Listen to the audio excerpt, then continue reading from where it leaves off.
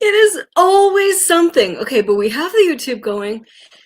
Guys, if it wasn't for my baby sister, I just don't even know. All right. Yes, I'm in a dank hole right now.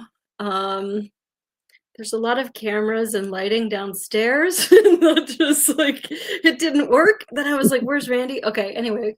Why everything starts with me being like apologizing for my tech. Hi, Randy, why don't you introduce yourself first?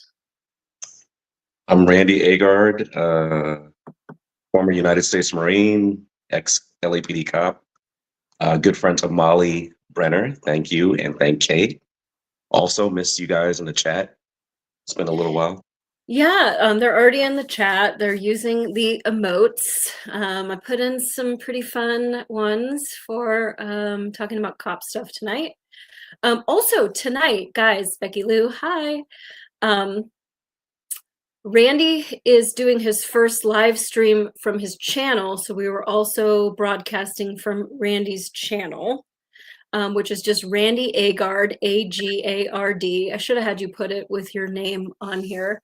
So if some point you guys could go from Van Halen, yes. Um,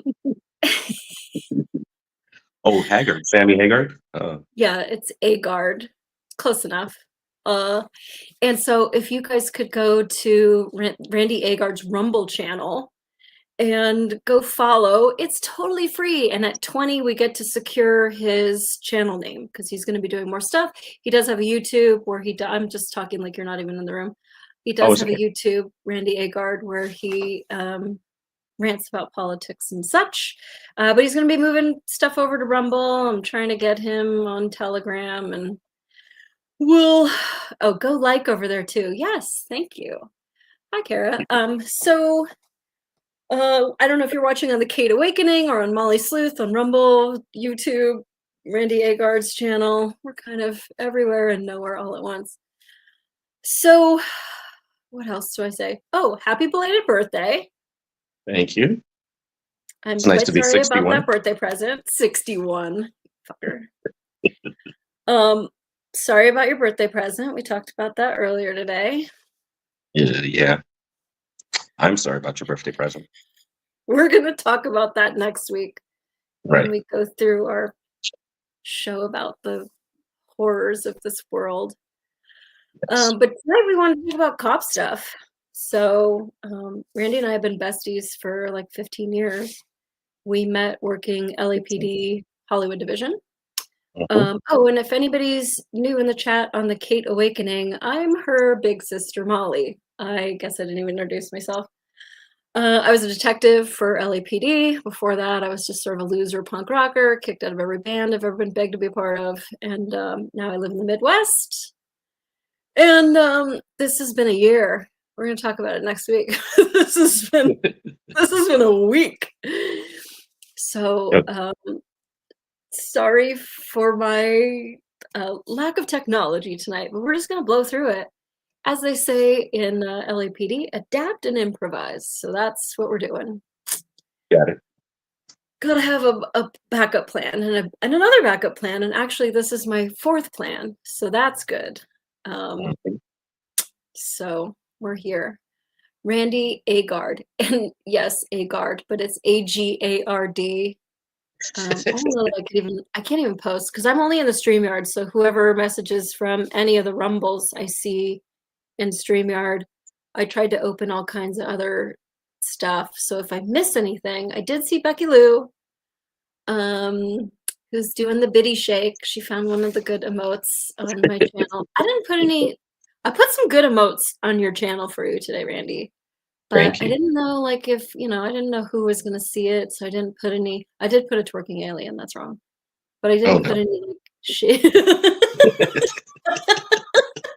You're I gonna didn't offend put any. aliens. Well, because on my channel, I think there's still some stuff left over from Valentine's Day, and that got really bizarre. There was some really odd things, suggestiveness that was a little crazy. That's on my channel. That's not on your channel. Yours, I put all like cop stuff and military. So Randy is from Brooklyn, hence the hat.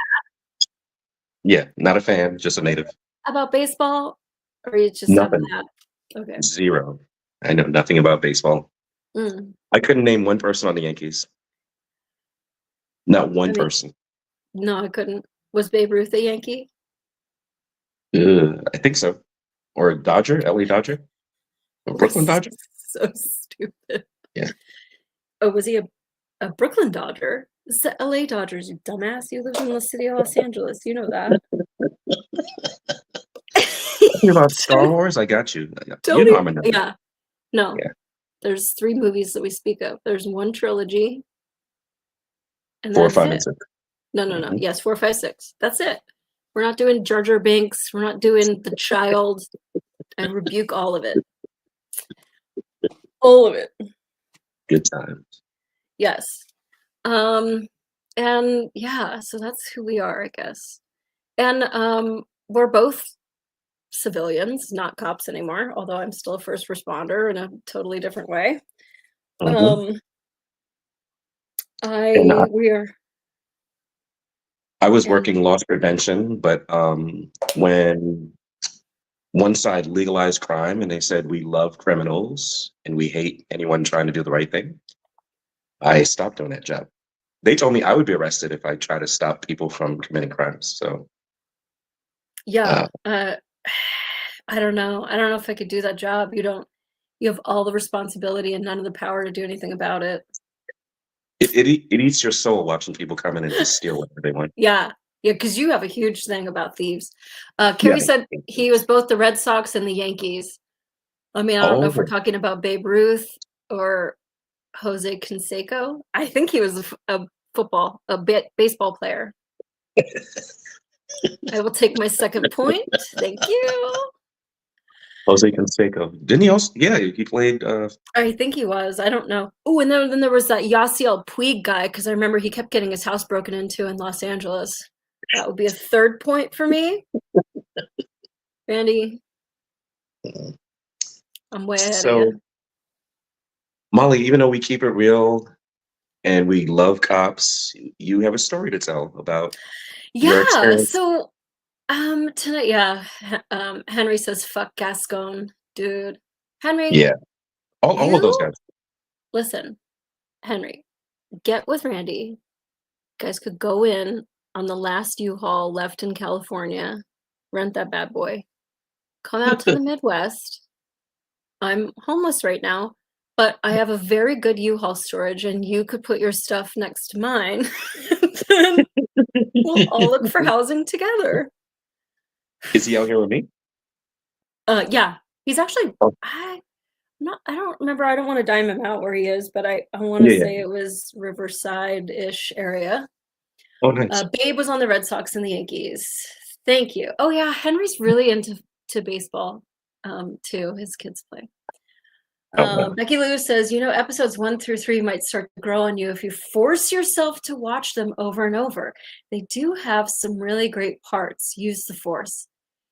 Becky, Yeah. here's the thing. There are probably men that might grow on me if I let them force themselves onto me. I don't know that I would recommend it. There are probably meals that I could just subside the gag reflex and get down and maybe appreciate later, but just there's other movies out there to watch. So Wait, number oh, three is Henry the says you're in South Central. I didn't know you were in South Central. Bro, get the fuck out. he's Here's in my South Central. address. Uh that's what he's saying right now. So I've seen a Whoa. lot of bullshit. Hell yeah, and he's got 2 little boys, cute as can be, and a great wife who loves him.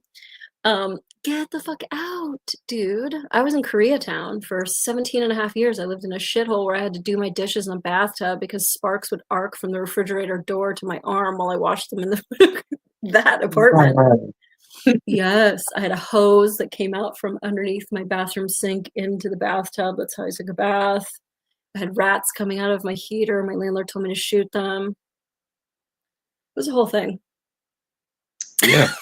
And actually, the last place I just moved out of, total crack house, total shithole, just fucking crazy. And I didn't have any idea until I was already there. I stayed there 13 nights. I went to emergency. I got put on a medication that gave me a heart arrhythmia. It's like, and now I'm on the couch circuit and at a U-Haul until I sort my shit out. But anyway, I'm working on it. We'll talk about it next week. There's some juicy stuff. Henry says, I know, but I'm the city's only hope. Are you though? I feel like the city is not going to high five you if you save the day like Batman, and your family needs you Is he a to Leo? be alive. He's a Leo? He's what? Law enforcement? No. No, Henry, I don't know if he wants me to dime him out, but he's got a good job, a good, stable job with a lot of skill that's easily transferable to, oh, the state of Michigan? Yes, we hire those here too. Becky Lou says the originals are definitely way better, hands down, different level. Yes, totally. Henry says he's a bum. Okay, guys. So I don't even know where I start this. So I was just a loser punk rocker, like crawling around on the goth dance floor for many years. And I met this like loser guy that I was dating, and he was a drunk and he had a lot of problems, and he ended up getting robbed on the LA subway. And he lost his eye sockets, his sinus cavity, his jaw, a piece of every single tooth in his head, and I think they broke his collarbone stomping on him afterwards. To get $40 from his wallet, so that's good. And then after that, he only wanted to drink and play video games, so it kind of wasn't working out. And then he asked to marry me at a very nice restaurant. Did I tell you that story, Randy? Nope. So he makes this reservation at a nice restaurant, which I just thought, oh, this will be interesting since I've paid every fucking one of your bills since this happened. And so what am I paying for? Where am I taking myself? And so we go to this place, and he had a ring for me, and he proposed to me in front of this whole restaurant, and everybody's looking at me. Now, one, I used to wear a lot of jewelry. I don't have any on now because I'm a hobo. I had to pawn it all. No, I'm just kidding. It's in storage. So he went into my jewelry box and pulled out a ring and was like, oh, I got to go get a ring this size, I guess. It's very sweet of him. But that isn't the ring. That ring I don't wear on that finger. I wear it on my fat finger. So, gentlemen, if you're going to do that, genius, but just make sure that the ring that you use for sizing fits her on the finger that she's going to wear it on. Anyway, it had to get sized, and then the gem kept falling out, and I was like, what's the point anyway? So anyway, we're at the restaurant, and he's like, I just want you in my life forever, whatever, and his whole spiel. And I was like, and everybody's looking at me. I'm like, I feel like you're just asking for like a permanent babysitter. Like, since this happened to you, you don't have a car, you don't have a driver's license, you don't have a job. Like I don't know that I want to marry you. Like, you're my child.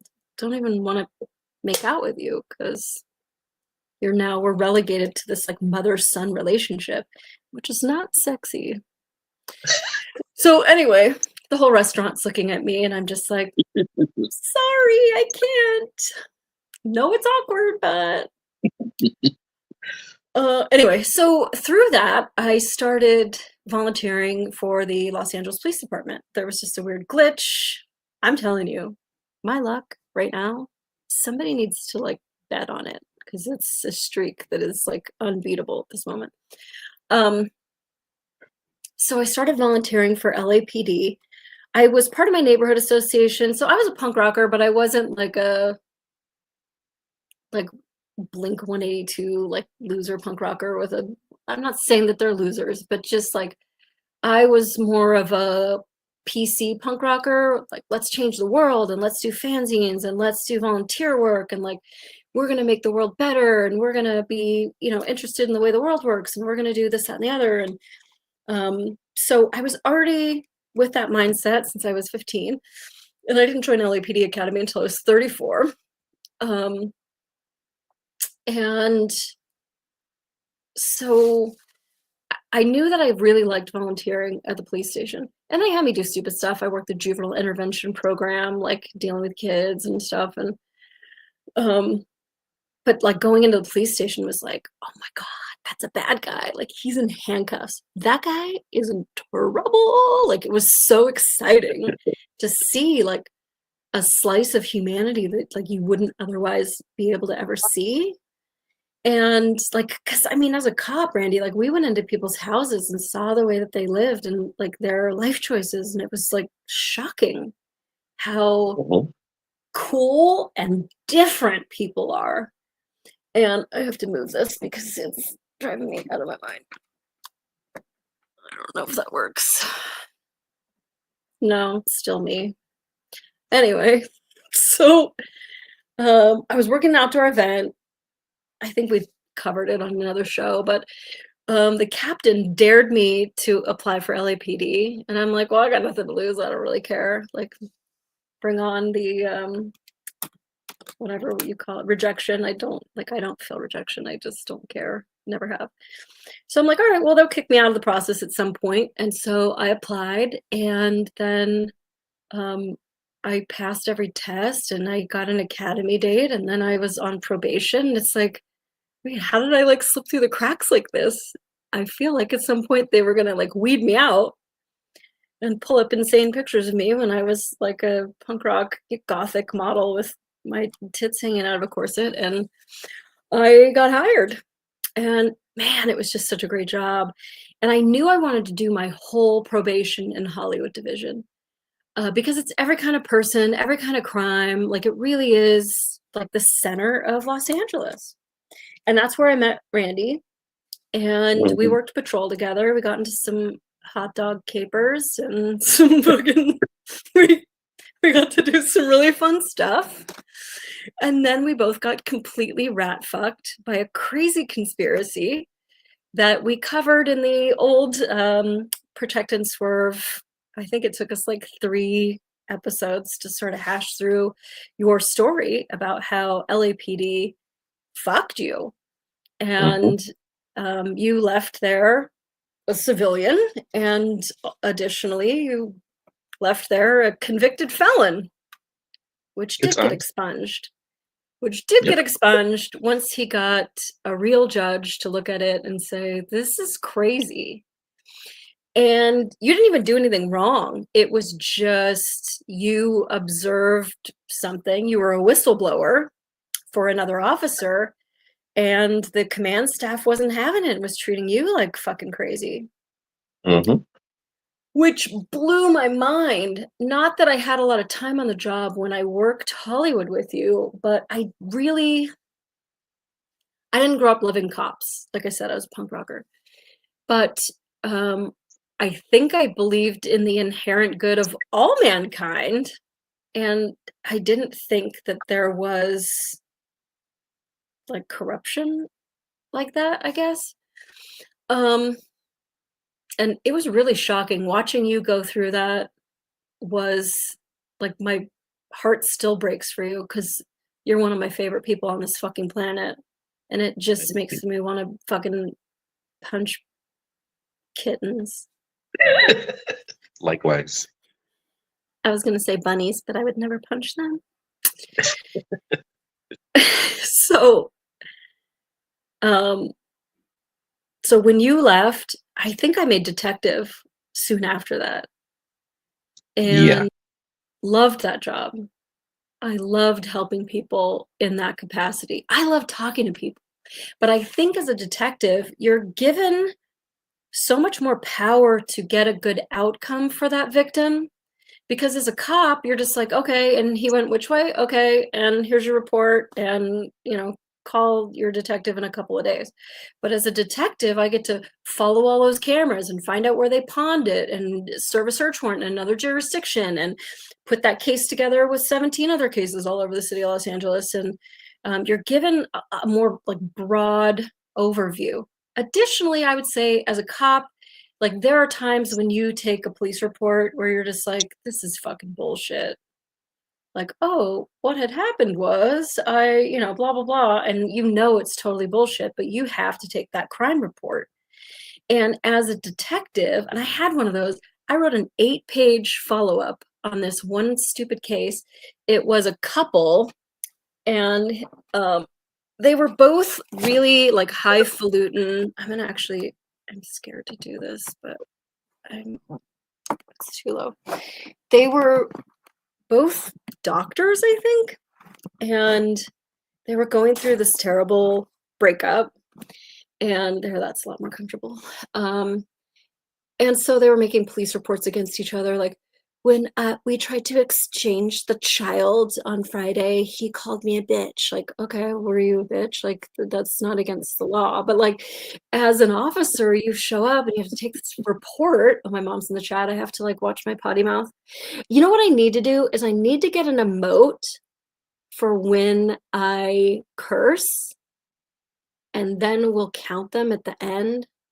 And then that's the amount of money that I have to donate to Joe Biden's corpse or something. I don't know. So that joke won't be funny if I kill him. You know, I think I told you I killed Roy Orbison, right? No. I didn't. My mom knows I killed Roy Orbison.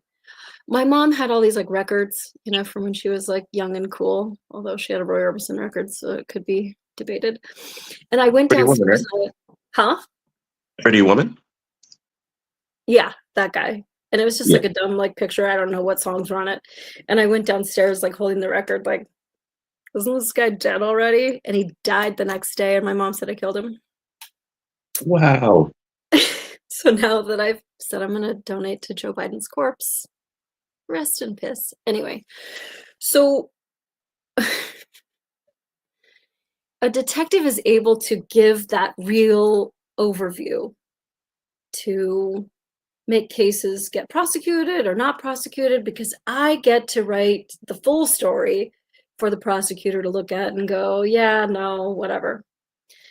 And so I loved that job. I worked all kinds of tables. I worked the burglary table, theft, vehicles, the autos table. I worked major assault crimes, robbery. I think I worked everything except for financial crimes, which the only thing I know about a calculator we just covered in Telegram this week. It's 5537808 is boobless upside down on a calculator. Thank you, 4th grade. So I loved my job. I hated LA. I mean, it's just like, you know, you got Henry downtown, and Kara says to my mom to be nice. Molly gets a pass on everything right now, especially swear words. I'm gonna still try to get it together. Like, I put on makeup today. I brushed my hair. This is the first time my hair has been down. So I've been homeless since my last show, which was Valentine's Day. And it's been bleak. I really would like a new pair of pants, please, but they're all they're all in my storage. So I loved my job, but I hated LA. It's just dangerous and expensive. And I got pre-qualified for like $1 million house. And I'm like, who's buying that? This is before Biden inflation. That was still a lot of money. And I found this dead lady's house, and there was a deep discount on it because there were some odoriferous complications with the house. And it was way in Simi Valley, which is a big hustle. Like, that's a lot of traffic to get to work every day, a lot of traffic to go home. You know, you play the freeway therapy thing. And before I even flipped on a light switch with my excellent credit score, my mortgage was going to be $3,875 a month. And I'm like, Pesos? no, it was pesos. And that might be good. So I'm like, what the? And I couldn't find a boyfriend to save my life because it's LA and everybody's so vacuous. And my aunt was like, come to the Midwest. It's great here. And you could get a job being a police officer all over again. And so I'm like, okay. So I moved to Michigan. She moved like 2 months later. It was like, come with me to Arizona. Like, bitch, I just got here and I bought a house and I got a job. So Molly, I had to add one thing for the chat, the importance of you detectives. The lion's share of crime is committed by small groups of people. So when Molly hooks up all of those crimes, she can pretty much lower crime. So say I'm breaking into houses and she arrests me. That's a crap load of houses that are not getting broken into. Me and all my buddies. Yeah, And I'm not it's naming any true. races that say they're Armenian or black or white or Hispanic. When she breaks up that But crime ring, yeah, it's true. Sort of. I mean, I busted a guy for breaking into cars, and he admitted to breaking into over 250 cars. So we bust him. He made like $60,000 stealing your credit card while you went on a hike. So he would go to hiking parking lots. He knows that you're not hiking with your purse. Smash the window, get your shit, take it to Target. They'd be like, "Thank you, Sarah." And like, "Oh, could I get another iPad? Could I get another gift card?" So he racked up like $60,000, which Visa, MasterCard, Discover, they all pay for it. So your victim like gets their money back, but Target still pays for it. So the next time you go to Target to buy your Zzer fucking panty stuffer or whatever the hell they're selling over there, since I haven't been in years, you're going to pay more for your little panty stuffer because you've got to subsidize crime. And that's true for car insurance, and it's true for buying a pack of gum at the convenience store. You are subsidizing crime. And I think that that's why I really liked police work, because you really get that punk rock spirit of we are all interconnected. We are all in this together, and we all need to work towards a better future and safer and more helpful towards one another. And really loved my job. I think I worked burglary probably the longest, in major assault crimes, which is all your domestic violence and anything that could happen to a human body before they die, which was me. So my mom says that picking on each other is our love language. This is true. oh, nice. Um, and hi, Texas Trump girl. It confuses me because your name's different on Telegram. But so I thought, well, I'll just be a cop in another town and it'll be the exact same thing. Circle of one. How many suspects did you beat to finally nab the bubblegum burglar? I have gotten in some uses of force. I remember one time I went to the watch commander with my report, and he was like, "Did you write this?" Yeah. I used her hair as a controlling device to guide her to the ground. I'm like, "Yeah, explain that to me." Grabbed her by the hair and I ripped her to the ground. That's like what I did. All right. That girl was out of control and she deserved a lot more than that. So I don't think I beat anyone. I'm kind of like big mouth. I have convinced people that they were doing the wrong thing by looking at the end of my gun on several occasions, but I've never used it. I think like even I worked hardcore gangs for a year. My gangsters, they respected me. I respect them. They got a job on the streets. I got a job on the streets. It's really not personal. And they've got struggles and relationships and dreams and all kinds of stuff too. And don't cause me work, and I won't cause you work. So I think I was always very fair with people. I never took it personally. There's a lot of people with a lot of troubles, and there's greedy people and evil people, and we've seen little kids handcuffed in dog cages and some unsavory stuff in this life. But, you know, so, oh, okay. Big hair tsunami. First of all, dude, I'll explain it next week, but you could just have no idea like how awesome you are, that you helped me out and everything, and Kara. So we'll talk about it next week. But I think Big Hair Tsunami is in your chat, Randy. And that way, if you go to Rumble, Randy Agard, and if you could follow it, if he can get 20 followers, then he can get his name as his channel instead of rumble.com/QPLMNO, whatever it is right now. I think it's just a number, but you're at 10 followers. It's very exciting. Okay. So And this many is your first video right now, is like your first video coming up. So, oh, good. phones. Guns N' Roses has the cat asshole emote going on. That's a good one. I do like that. But here's the thing. People drop the link here in the chat for us. I think I put it in the comments. Oh, thank you, Kara. People who own cats, have an inordinate amount of time that you're involved in another creature's butthole. I think in a cat's mind that they're just like, this is the best thing that I could bestow upon you. Check out my butthole. I think that they think that it's something that we like. Thank you, Circle of One. You got another follower, Randy. That's very awesome. Nice. So Thank you. I don't know. Like, I mean, obviously, when you left LAPD, you weren't thinking about going and working at any other place. But what would you think that it would be like to go work for a small town agency? I just knew LAPD was. If someone ever asked you, Molly, what do you do? You'd say, I'm LAPD. You wouldn't say I'm a cop. It's kind of like Marines. We never say I was in the military. We always say I was a Marine. So for me to go work for a small town agency, There's other branches though that you say I'm in the military. Yeah, pretty much all of them. But I mean, we're kind of brainwashed, cultish, whatever you want to call it. Same with Yeah. LAPD. I mean, no one makes movies about Rancho Cucamonga sheriffs.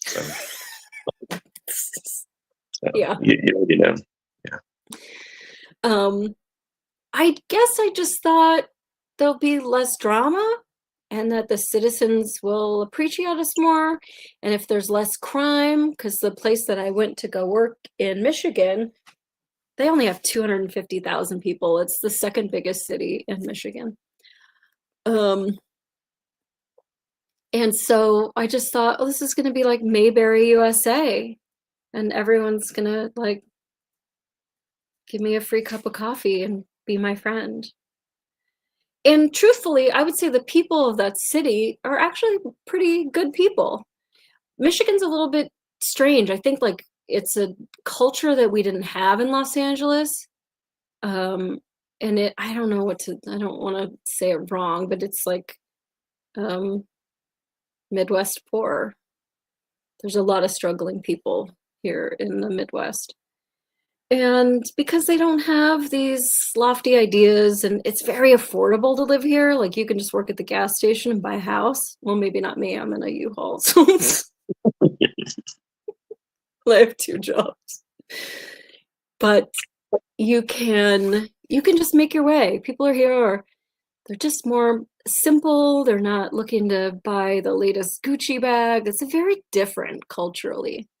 And people get married when they're 17 and a half, and like that's it. They're just like married for their whole life. And everybody's friends here with people that they've known since they were like little kids. So as an adult, like it's not easy to make friends, here. But I just thought like I could make friends anywhere I go. I'm not worried about that. So I go to work there, and first of all, they have a like for LAPD, if you have other law enforcement, what do they call it when you get to do a shortened academy? Lateral. Yeah, lateral. But there's a name for the short academy. Yeah, and I don't even know how long it is, but in Michigan, it's 8 days.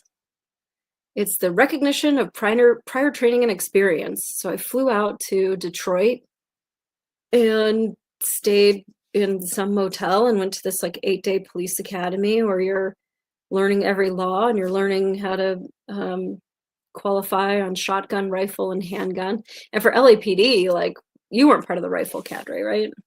No. Yeah, I mean that's like most people aren't. Most people don't shoot a rifle for LAPD. That's for like the gun nuts that have lots of money to bring their own rifle to work because they're not buying you a rifle. You have to bring it to work and leave it at work. You don't really own it. You just paid for it. That's what their budget's like. Grand Rapids was just like, here you go, here's a rifle. Like, which end do I point away from me? Like, I just like, I didn't have any experience. And actually, I took a class in LA before I went there because I'm like, this 8-day class, like, they're not going to dumb it down for somebody who's never held a rifle before. And so shotgun was fine, handgun was fine, rifle was like, I hope this works. Anyway, I passed that, and then I go to like a 6-month lateral program with Grand Rapids. And I think there were 8 of us. I don't know. You'll have to look at the thumbnail. How many Randys there are. That's how many classmates I had. That's a picture of me from, let's take us out of the chat. Let me take Randy out of the chat. Bye, friend. Oh, let me take me out. So that's me from my your real class? graduation. Yeah, that was my real class. Holy smokes. Yeah, I just couldn't have their heads in it, so I put your head there. So Mr. Pineapple. and I have this look on my face going, what am I doing here? So I think there were 6 of us or 8 of us. I couldn't tell you. I think there were 8. And one of the kids I met, DJ, he was cool. We did our psych test together and got fitted for uniforms together. 21-year-old kid. He's never even worked in a movie theater. Sweet as can be. And he was great. We were friends. And then it was so funny though, because it's so different than LAPD. LAPD, you have a big class. Let's say you're going to some training and they're like, okay, Randy, give me a 1 minute, 1 second on you. Like, what would your 1 minute, 1 second to tell the rest of the class who you are? From New York. I was a Marine, cop. I love the color blue. Want to serve my country, my city, yada, yada, yada, yada. And that wasn't 1 minute, 1 second. Right. Now, Grand Rapids.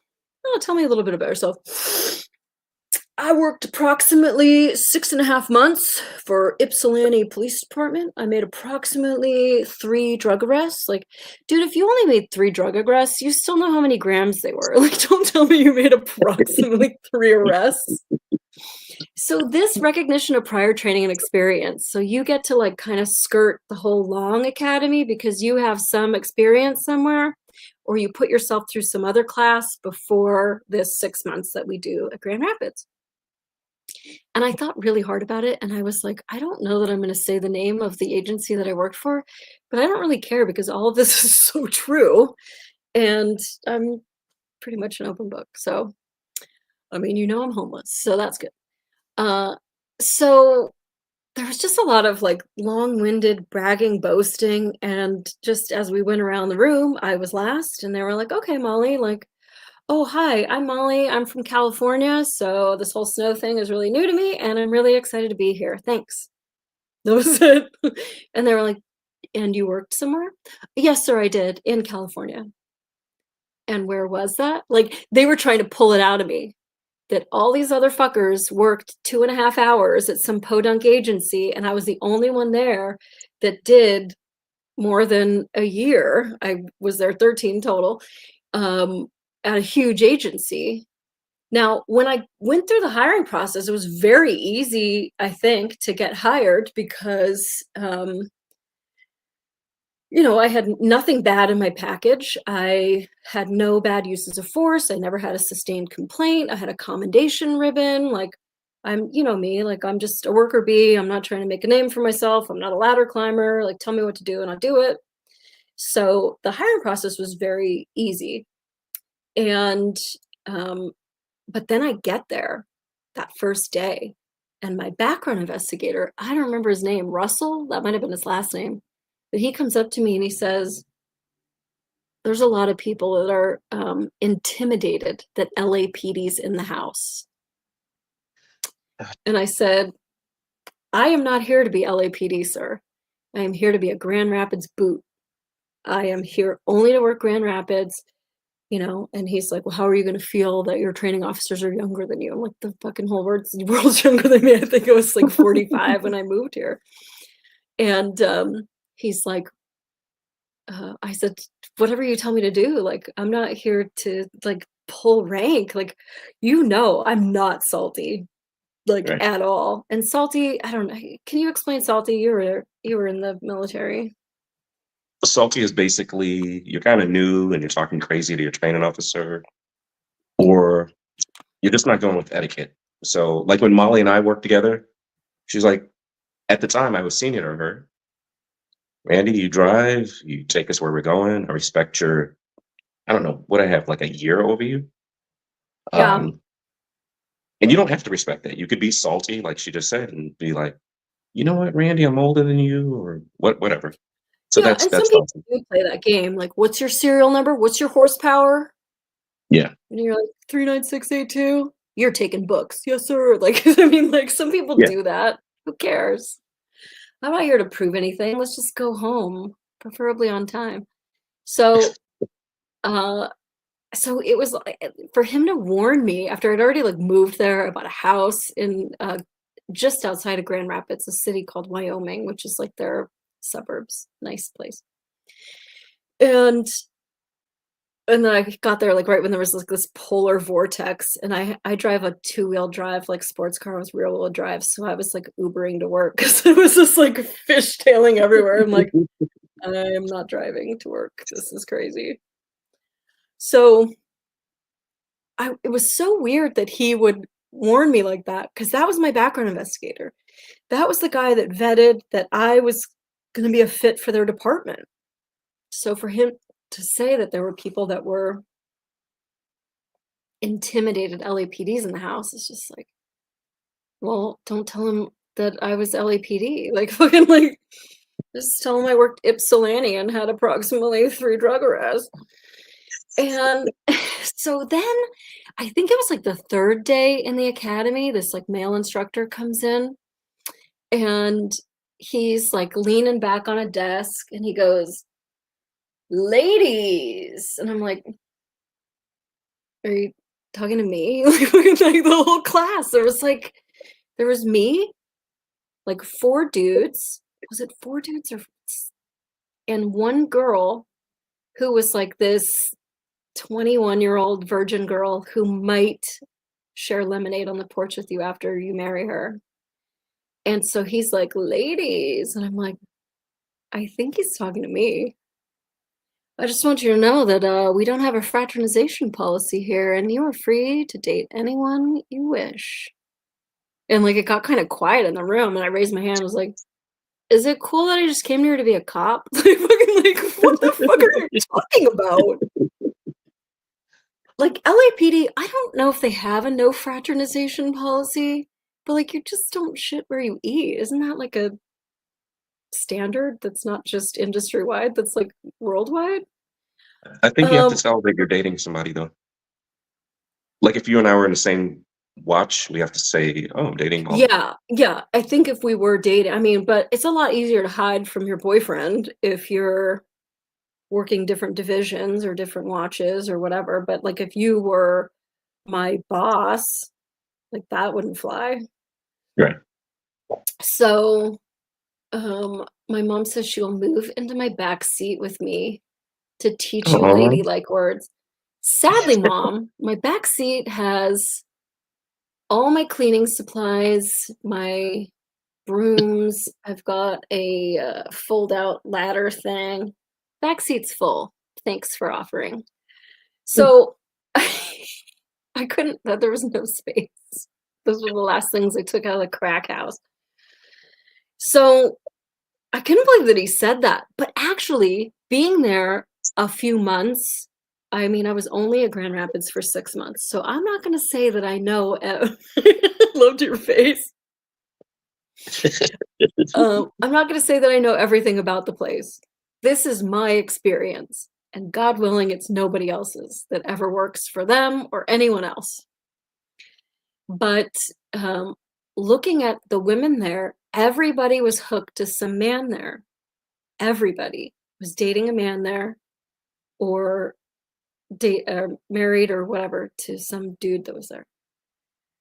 And also, I would say just working for the city of Los Angeles, where we had almost 10,000 sworn when you and I were there, the number of attractive women was inordinately high.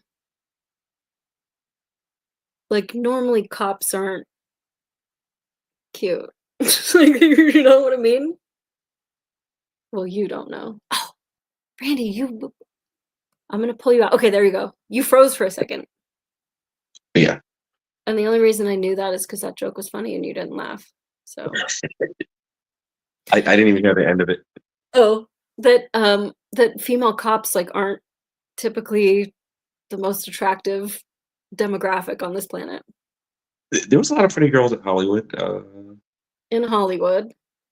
And how much which, trouble did that get you in? On the hot lots. crazy scale, where were Yeah. you? Oh, yeah. 7. So, um, could you maybe use those cleaning supplies to clean up your language? I'm so deeply offended. Becky Lou, you and my mom can go sleep in her back seat and speak the Queen's English. You can take the girl out of the ghetto, but you can't take the ghetto out of the girl. I'm trying my very best. But we do need to have like an emoji. I'll work on that for next week. That we'll have an emoji that you put in the chat, and that means that I cursed. And we'll have to figure out as a group where I will donate money that I don't have towards a cause that I don't like. I'm game for that. It'll be funny. Yes. So in fact, you don't know because you're a stupid boy, but girls in uniform, it takes a little something to go pee after your shift. And after a 12-hour shift, you have to pee. You boys have escape hatches that don't cost you any time or delay. We do not. But so after a shift, because you don't want to pee like when you're at work, especially when you're with a training officer, so you're just like, oh my God, what time is our shift over? And then so you run to the bathroom after your shift is over and you're like, oh my God, get all this stuff off me right now. And it's like a 35-pound woolen leather puzzle. And you're just like, help me, I've got to pee. And so I run in the bathroom and there's this girl who is being interviewed on camera in the freaking locker room. And I'm like, what are you doing in here? I need to go pee. And their belts are all like Velcro. So I don't want to be like, with my keepers and everything. And so I'm just like, I have the locker open. I've done everything I can quietly. I've taken off everything that I can quietly. And I'm just waiting to rip that belt off. Because the entire like inner belt is Velcro. It's terrible, dude. So I'm like, this is gonna be really loud. So that's the only reason why I'm listening to this girl's interview. And she was like young 20s. And I don't really know her. She's not on my shift. And there's like 200 sworn officers, I think, at Grand Rapids. And so the interviewer asked this girl, so what made you want to be a female police officer? This girl says, well, my boyfriend and my dad are both law enforcement officers, so I've always been around strong men. What? Then clean the toilets. What are you doing in uniform? Like, that's your answer? I really love a man in a uniform. So you applied? And they hired you? And I was like, with my belt, like, I'm done. I was like, don't even care. Like, I had 2 female training officers, though. Jen and I can't remember the other girl's name. Loved both of them. They were hardcore. They were very cool. And they worked really hard. They both worked the downtown area, day shift. They both were really great with the homeless population. They were that perfect balance of like no nonsense work and like heart to help people. I learned a lot from them. I guess I shouldn't even have said either of one of their first names, but both of them were married to somebody outside the department. And both of them told me that they started there at Grand Rapids when they were young and single, and everybody paid a lot of attention to them, and they were given great assignments. And the moment that they got married outside the department, the record skipped, and then all of a sudden they were just being treated like shit. One of the girls told me she had gotten off probation, and the guys said to her, you do your 6 months of probation and then you graduate and it's all this great thing. Like, oh, finally I made it. Yeah, I'm one of the guys. Like, you're never going to be one of the guys because it's always, what's your horsepower? Like, that just happens your whole career. But they said to her that they had a surprise for her in the motor pool, which is like where they park all the patrol cars underneath the station. And so she said, I went in the elevator and I was so excited. They had I think it was her birthday or off probation. It was her birthday. And this is so exciting. I'm off probation and like they got me a present. Like, I wonder what it is. Like, maybe it's like a new bag because you get like a patrol car. Maybe they gave me like one of the patrol cars like dedicated to me. Like, I've really made it. Like the guys are treating me like one of them. This is so exciting. So she gets down to the motor pool and she goes in and the guys go, all right, happy birthday. Here's your spanking machine. Every man at that station spanked her in the motor pool. She said, I went home and I just cried. I had built it up, like finally they're gonna respect me. Like, and then this happens. And I'm like, oh man, that sucks. But like I'm from Hollywood, you can't possibly sexually harass me because I truly don't give a shit. So and I don't like nobody was trying to hit on me. Here's what I really think, Randy. I think when they were doing my background, they saw pictures of me when I was like young and hot, and they were like, we're getting her. And then this like middle-aged fat loudmouth like shows up in Michigan and was like, here I am. And they were like, fuck, well, you totally messed up. That's what I think. I don't have any evidence of that, but that's what I think.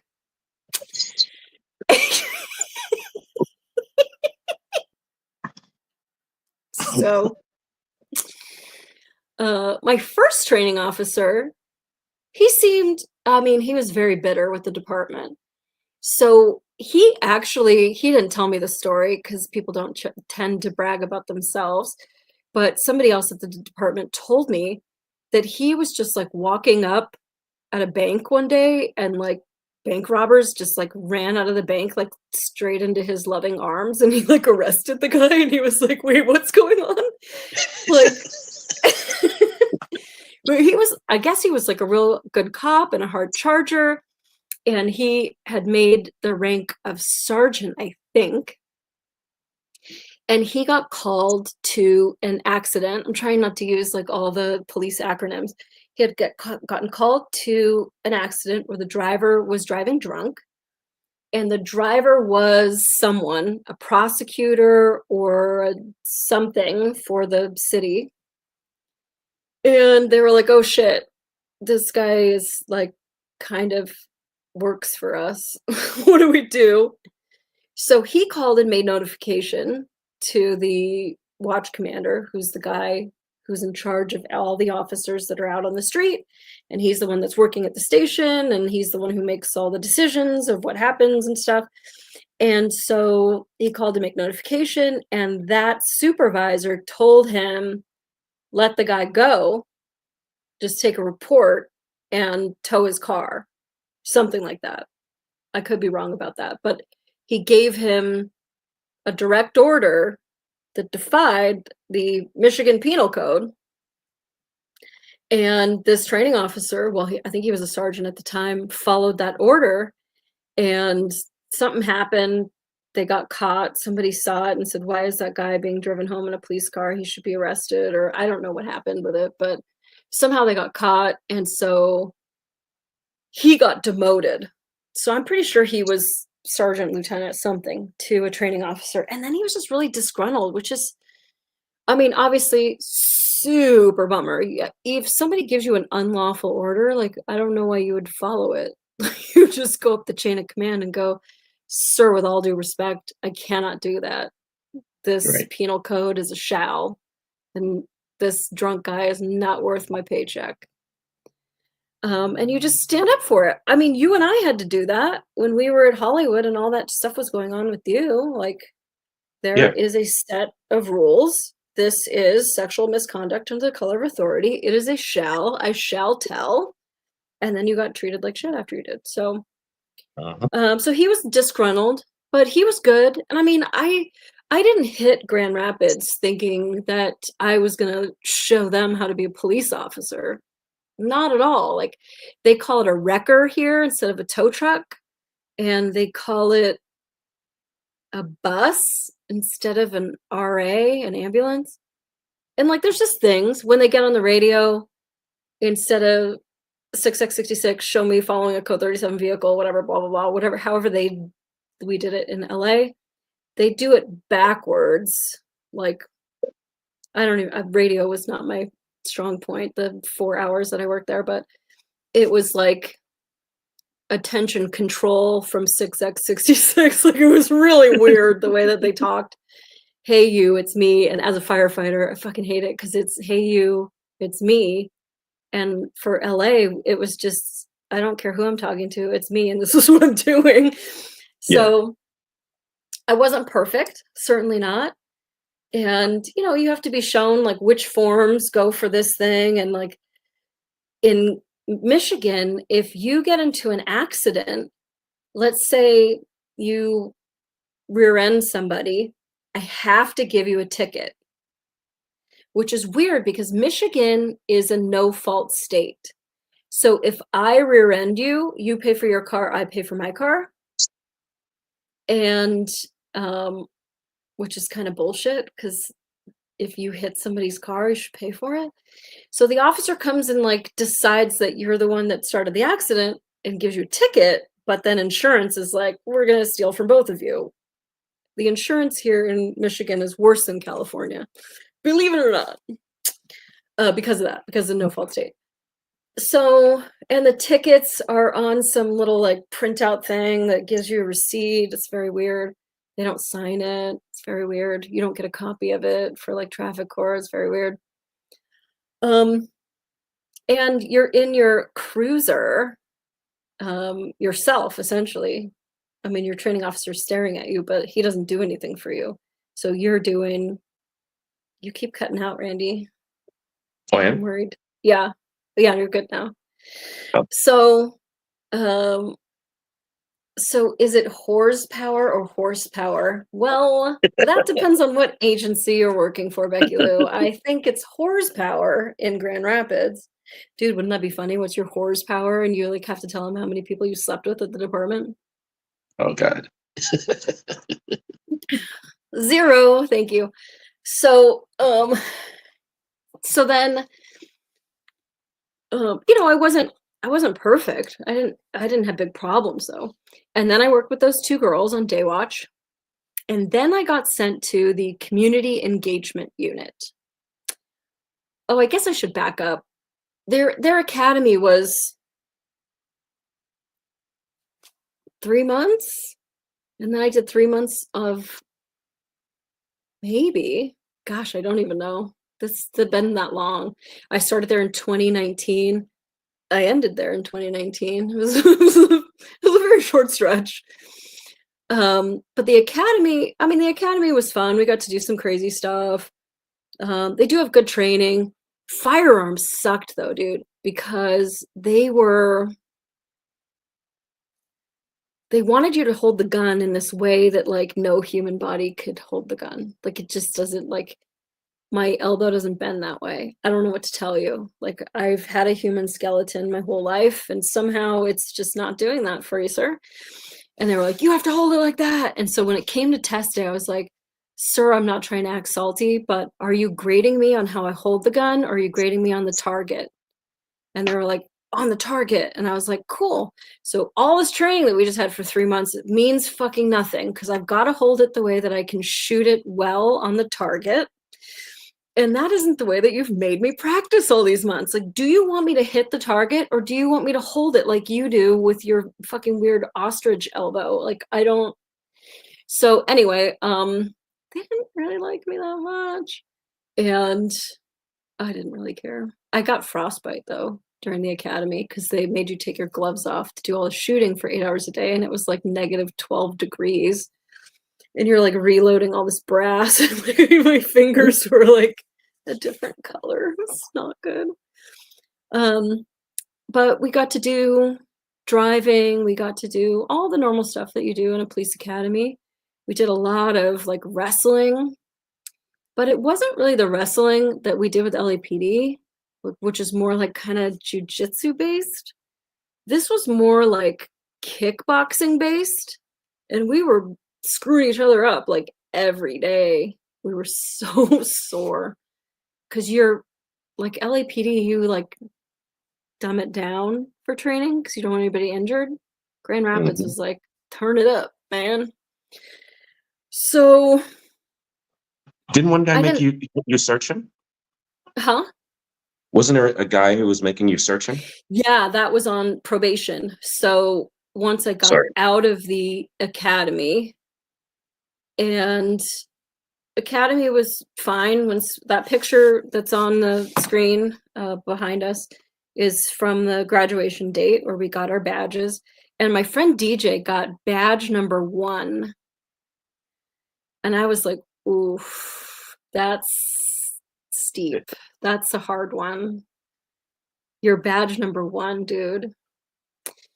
I got badge number 3. So they recycle badges and there's only like 200 cops. So it's not like you're going to get, but like for LAPD, I think my badge was like 40382 because that's how many they had like lost. There's 10,000 officers, but they issue new badge numbers. And then when I made detective, you get a new badge number. So we go by serial numbers.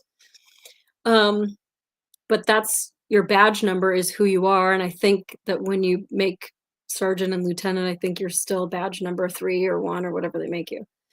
So DJ got number 1, and they also were treating him like, you don't need to learn police stuff because you're young and black and good looking and you're just going to be on the brochure that like, we got one, we hired him, and like, you should come work here too. And I'm like, oh, this poor fucking kid. They're treating him like he's some like kind of mascot instead of like somebody who's here to work and have a serious career. And he and his wife ended up having another baby. And so he ended up moving to the Lansing area, which is like an hour drive or more for help with childcare. And so he ended up quitting during the academy or during probation and moved to Lansing and got a job with Lansing Police Department and loved it. He was like, you got to come here. It's so much better. I'm like, probably because they're treating you like a normal person and not like a, show pony. And I was like, I think I'm kind of done with this whole law enforcement thing, actually, but thanks. But yeah, so then I went to the community engagement unit and I had 2 training officers that were taking vacation. So I would have them like staggered.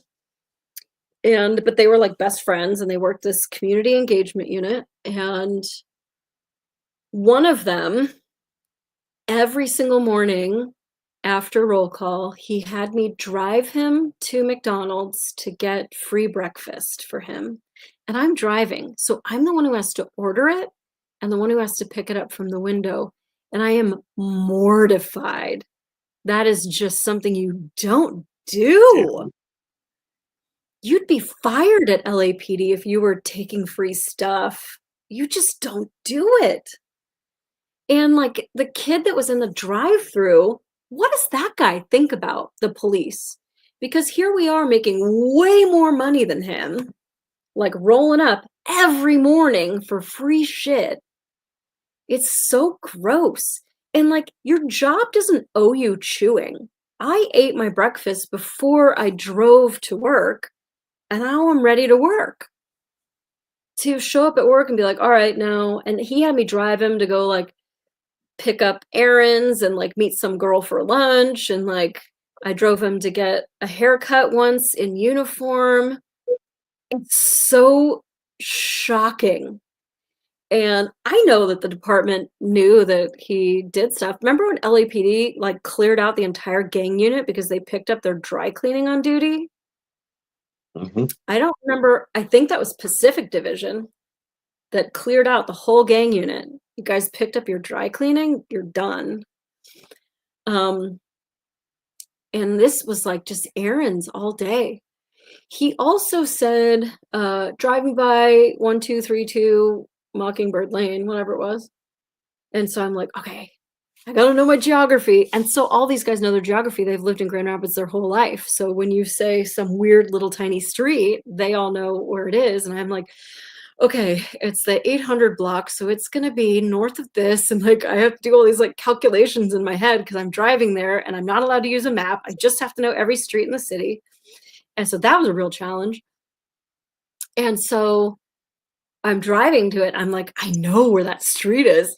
Yes. Like there's nothing better than somebody trying to like screw you over with like an emergency question. And you're just like, but I knew where the street was.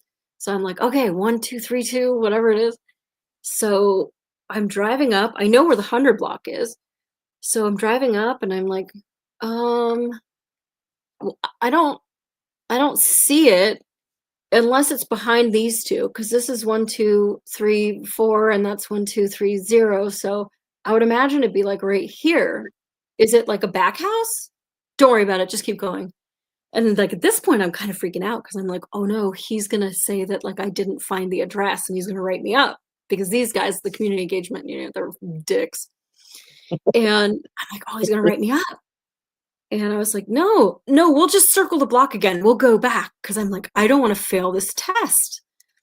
I had a very strict training officer with LAPD, Denny Leopoldo, who's such a fantastic officer. And he did that thing with me where he goes way up in the hills, left, right, left, right, right, right, left, left, left, left. Where are we? Where are we? And I was like, well, there wasn't a sign back there, but I know we're 2 north of this and 1 west of this. And he's like, all right. And that was it. He didn't test me again after that. It was so good. And so that's what I thought that this dude was doing, was like, where's this address? And I'm like, let's go around the block and we'll just look for it. Like, let's just get it out of the car and like go walk it. Maybe there's like a back house that's whatever. And he's like, no, just keep going. And I'm like, yeah, but I don't want to not find the address. Just keep going. So we're sitting in the car, we're driving around looking for trouble, whatever. And I'm like, well, what was at that address? Like, why did you need to go to the address? Because I think he's like buying something off of Craigslist or whatever he's doing, like some other stupid errand. And he tells me, Randy, that there was a guy who had a felony warrant for shooting at the police that we were going to go pick up. I said, you didn't think to maybe like give me a heads up? You should always be ready for a shootout. Fair enough. Fair enough. So when we do the next traffic stop and the guy's got a gun in his lap, hope you see it. Like, what the hell? That's just the most like unsafe. For what reason? So I found it. So after roll call, before McDonald's, in the window between roll call and McDonald's, he had me go to the mat room with all the officers of the shift watching. The mat room is like your wrestling room where you do all the physical training. And he had me search his testicles every single day for a pea-sized baggie of powder. Every day. Every day. And I had never missed drugs on somebody. Also, one could argue if you have a pea-sized baggie of powder safely within your testicles and you have handcuffs on, the jail will deal with it. And I don't really need to get up in there right that second. But, you know, every day. And so we would have this scenario, okay, there's a suspect over there and you know he has a warrant. Like, go handcuff him and do a search. Like, yeah, I got it. Thanks. So then I would walk up to him and be like, hey, Larry, whatever his fucking name was, like, hope you don't have a pea-sized baggie of powder in your crotch today. And he, as the suspect, would say, like, don't talk to me like that. Like, well, you're the one with the warrant. Like, so I would stay in character. You're the one with the warrant who always has a pea-sized baggie of powder in your crotch. So what's it going to be today? Left side, right side? Where's that? Oh, there it is. All right, well then. And it's like, and truly, you know me, Randy, like I am totally one of the guys at work.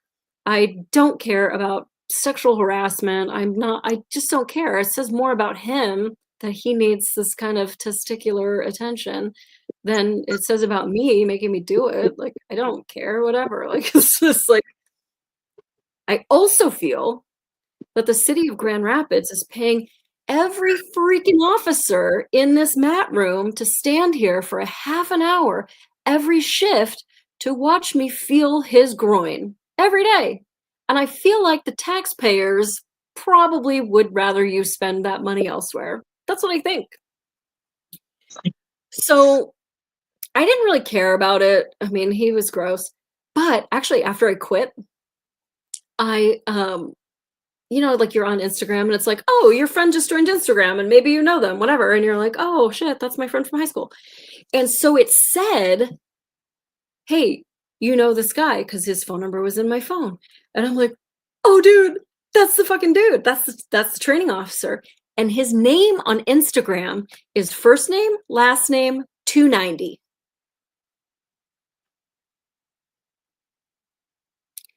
$290 is the sex offender registration code, penal code.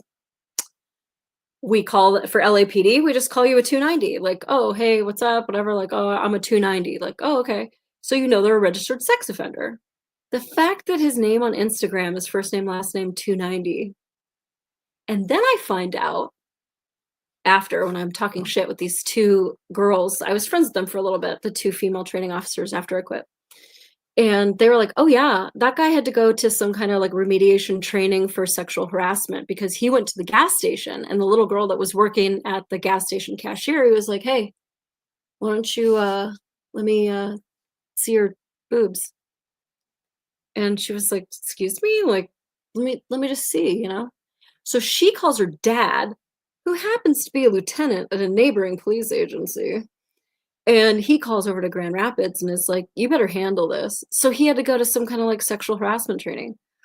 So I'm asked if I want to join 290 on Instagram. And I'm like, oh, just for shits. Who follows him? Oh, there's 4 captains that follow him. 4 captains know that he's joking about being a sex offender.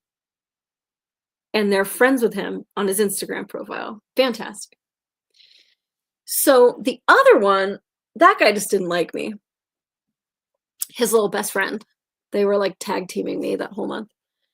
And we were doing a search. We had a burglary suspect just left, and it was a vacant house. And we're walking around the side of the house, and you have your gun out because your threat is not, once you pass the front door, your threat is all these windows that you're passing and the back of the house, because somebody could come out the back and curl around the and we're in this small little entryway to get to the back of the house.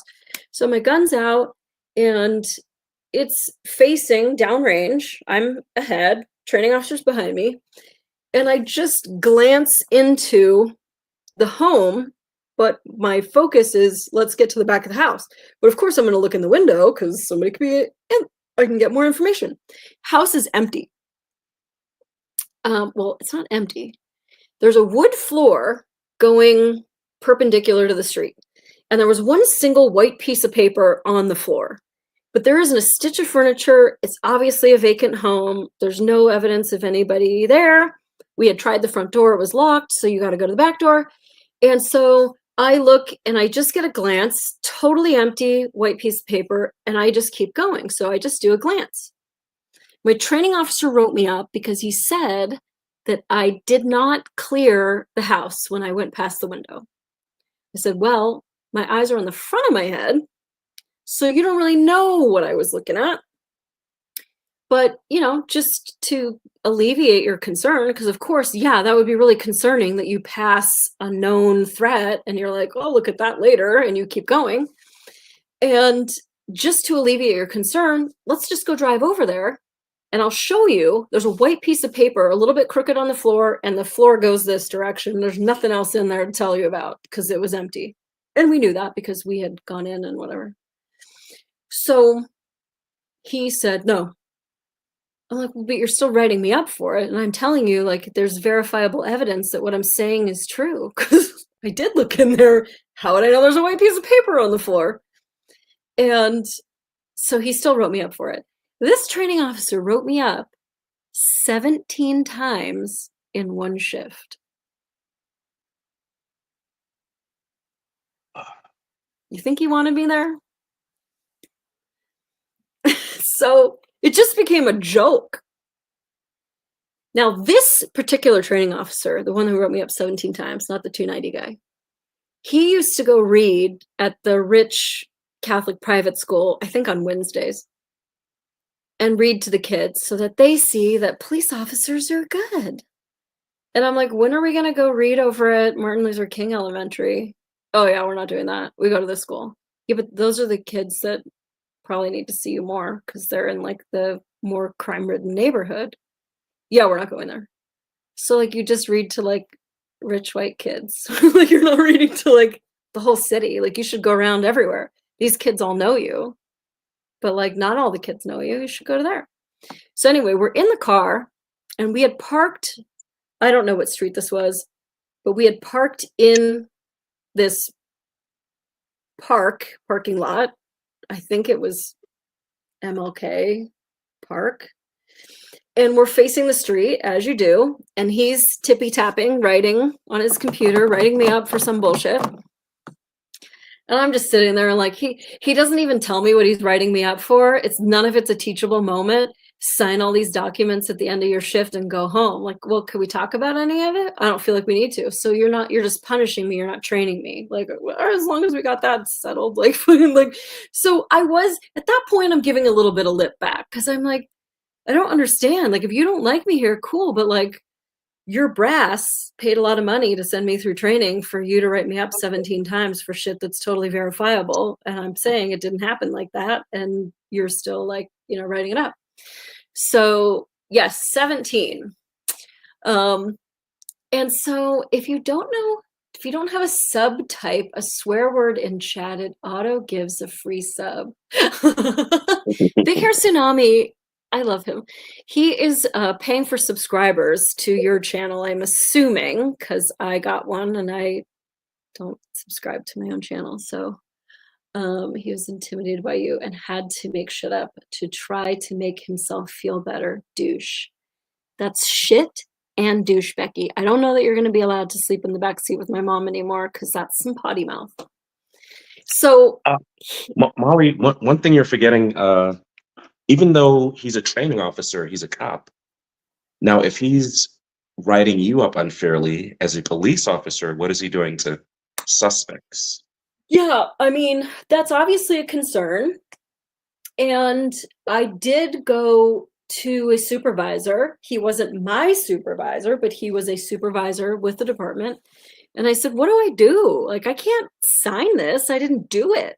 It's like fraudulent for me to sign it. So I was signing them with a question mark. And he was like, that's good enough for me. I don't care. Like, okay, well, fine. I mean, and I said, but I don't remember even which one it was, but like, we have body worn video. Like, we wear the big block on a, like, let us just go through the video and you'll see that like that didn't happen. And oh no, it's fine. It's not fine. You're making me look like a soup sandwich. And he said, well, we do things a little bit differently here. What we like to do is we like to show that you've made improvement. And therefore, it substantiates our training program. What are you talking about? These records are foilable. And what's going to happen is I'm going to get into some totally legitimate shooting or something like that. And they're going to FOIA my records from the moment I started working here and be like, you wrote her up 17 times in one shift and she still had a job and the news is going to go crazy and everyone's going to go crazy. And this stuff didn't happen. So then I've got to fight those and say, yeah, it didn't happen. And I talked to this sergeant and I said, there's body worn camera and let's go over it. And he said, no, the department is corrupt and we like it that way. And it's going to make it like a whole, like cities are going to burn. For what? And like, if the guy doesn't like me and he can't give me a fair shot, like he's not a good cop. Like, you should be able to be fair to people, whether you agree with them or not. Like, he's not a good officer. So anyway, we're in this parking lot and he's writing me up for some bullshit. And I'm watching across the street. There's this house on the corner and these little kids are mowing the lawn. They're like 9 years old. They're little kids. And they're mowing this lawn. I'm enjoying watching because I'm learning how to mow a lawn because there's no lawns in California. So they're like grinding it on the step. And I'm like, oh, God, you can't grind it like that. Guys, like, pick it up, move it, whatever. And obviously it only takes one kid to mow the lawn. So all the other kids are sort of chasing each other, running around. One of them's like shaking this like 3-foot tall chain link fence between the yard that they're mowing and the next door neighbors. So these kids get paid $10 a lawn, and then they pay one neighbor to borrow the lawnmower for the day, and then they mow the neighborhood and they return the lawnmower. It's genius. It's totally great. But it only takes one to really mow the lawn. And so this one kid's shaking this fence The old man from next door comes out, and I can't hear the conversation because we're across the street, but it's very plain as day. The old man comes out, get off my fence. I'm not getting off the fence. Get off my fence. I'm not getting off the fence. And so I tell my training officer, like, we got to go. He's like, I'm busy. Whatever I fucked up, it'll still be fucked up later. We got to go before this old man hurts a little kid or the little kid hurts an old man. This is in progress. And we need to go like stop this before somebody gets hurt. So I should also say that everybody across the street is Black. That will come into play. So my training officer and I are not. So I'm like, we got to go. We got to help these people. So finally, he's finished writing me up for whatever I did and closes the computer and was like, okay, now you can go. Like, geez.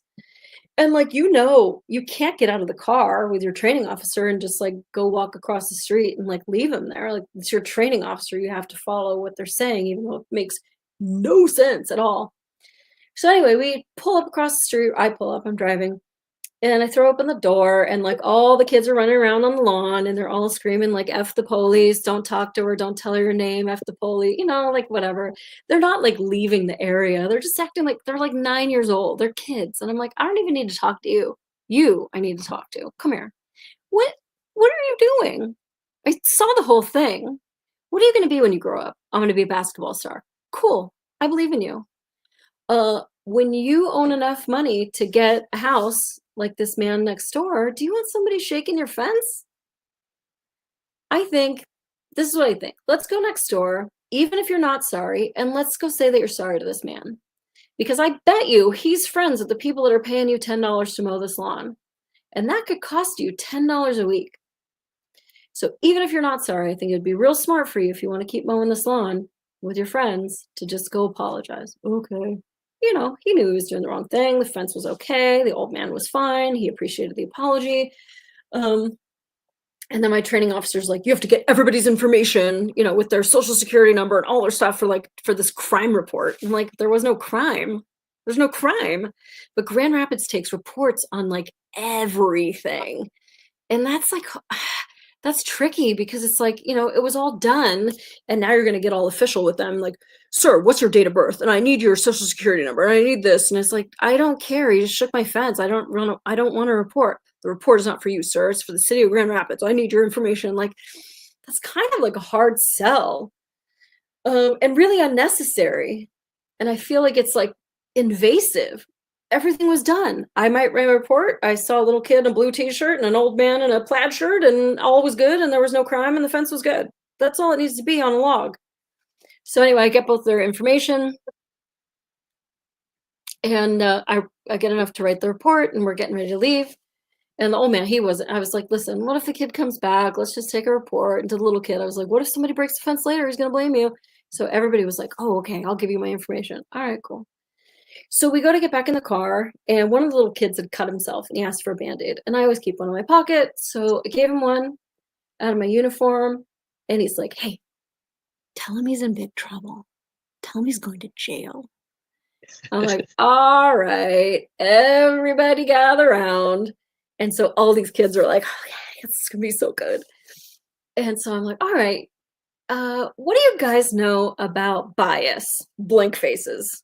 It's maybe a big concept for a 9-year-old. Okay, what do you know about racism? Oh, that's when white people hate black people. Like, well, black people can hate white people too. So bias is when you treat somebody like something because of what they look like, or maybe it's their uniform, or maybe it's their race, or maybe it's their weight. It's anything that makes you feel like you know who that person is before you know who that person is. And like, how did you guys treat me when I got out of this? Because you've never met me. And I get out of this car. I moved here from California to work for you. I want to be your friend. I want to work for you. I want to hug your mom when something bad happens, find your bike when somebody steals it, and be able to help you in any way I can. Like, how do you think it made me feel when I got out of this car and you guys were like, F the police? Like, don't talk to her. Like, you see a uniform and like, that's how you treat me? That's like how you feel about me? And now, like, you know me, and it really hurts my heart that you guys are treating me like that. So everything was fine. All little kids, fist bumps all the way around. Everything was good. I get in the car and I feel like maybe I did a good thing because I am working the community engagement unit and I just engaged with the community. I get written up. My training officer says, "You had enough to write the report. Don't talk to them. They're a lost cause." I said, "They're 9. That was community engagement. This is just crazy." So he wrote me up for it. And so I'm like, this place is a hellhole. I just don't even understand. I said to him, "This is why this neighborhood doesn't like you guys. You treat them like garbage. You treat them like," and he was like silver spoon, like one time he made me drive him past like 6 like really nice houses. "Okay, now go to this address. Now go to this address. Do you know what these houses have in common?" I'm like, "I have no idea. They all have numbers and letters. That's basically it." "Oh, I grew up in them." Like, how would I even know that? Do you think I give a crap about you? I don't even know your first name. So anyway, it was just crazy. It was so terrible. And the other female from my class, the young girl, she would wait for me in the public parking lot every day, just crying at the car because they were mean to her for this or they weren't letting her do that. And she was like, "I just don't know what to do." I'm like, who cares? It's a game. They're just trying to break you. I mean, don't let them break you. I got written up 17 times. I laughed at every one of them. Who cares? I'll get 22 if I show up for work tomorrow. I don't care. It says more about them than you. But she was so sad. And then DJ had left. And I'm like, what is this place? It's crazy to me. Because the city of Los Angeles, dude, we had real crime. And we didn't treat people like that. You'd get fired. You would get fired if you even joked about treating people like that. And Maybe because we had real crime, there wasn't time to do foolishness. yeah, there isn't time for foolishness. But I mean, if you obs it, I mean, there's nothing like you could just drive up and go, "Hey, get off the fence," and then keep driving. Like it didn't have to be a whole thing with "I need your social security number." But What I mean by foolishness is 17 times. If you would have said in your whole probation you got written up 7 times, that's excessive. one shift, In a day? 12 hours. 12 hours, yeah. One of them was, and this was the guy who wrote me up 17 times, and this, I don't know if it was this shift or not, but we had to go to this one address, and I knew we had to, before the major, we had to cut eastbound and then go northbound because it was like a one-way street. And I didn't want to have to do a whole like spiral. So I had to, there was one street that I had to cut eastbound on. And I'm driving, and I don't want to drive 2 miles an hour. We're going to a location. But there was no street. And we got all the way to the major, and I'm like, there's no street there. So then I had to do some like dumbass maneuver. And I got written up for not knowing where the street was. So I'm like, I'm really confused. There's no street there. It went from Main Street to Broadway, and there was no Central Avenue. I don't understand. There was no Central Avenue. It's there. Can we just go and see it? Obviously, I don't want to mess up on this again. No, we don't need to. Like, I need to. So this is what we're going to do. I need to see this street. So we go back, and based off landmarks, I could tell this person's driveway is Central Avenue. It's not a street. It's a single lane, teeny little alley. It has no sign saying what it is. And the homeowner or renter or whatever is parked smack dab in the middle of this alleyway. So it looks like a driveway, but you can see past their car to see that alley turns. So I'm like, this is the street. where this guy's parked. Yeah, it is. And that's why you're getting written up. Cool, but even the guy who lives there doesn't even know it's a street. So here's what we're going to do. We're going to tow that car. We're not towing the car. Why? You're saying it's a street. Is it blocking the street or is it a private driveway? It's a street. Then we're towing the car. We're not towing the car. It's blocking the street. Like, it was just this whole stupid thing. You can't argue that you're allowed to block a public street and then write me up for missing a public street when it looks like a freaking driveway.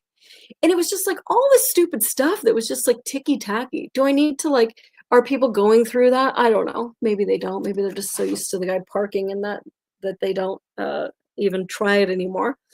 But if it is a street and you're going to write me up for it, then I'm going to call you on it because it's not a street, it's this driveway. So, I don't know.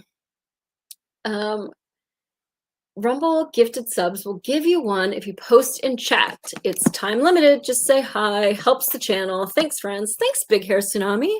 You're fantastic. Maybe he just learned how to write and was trying to show off. No, he was born with a silver spoon. And if he was trying to show off, then he might let me read what he wrote me about me before I was forced to sign it with a question mark. But that didn't happen. Anyway, I was just like, I'd called my parents and I was like, dude, I hate this job. I'm gonna come see you for the weekend.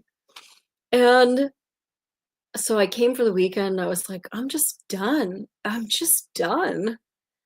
So I came back to work for a single day and I was like, I don't want to be here anymore. I think I quit.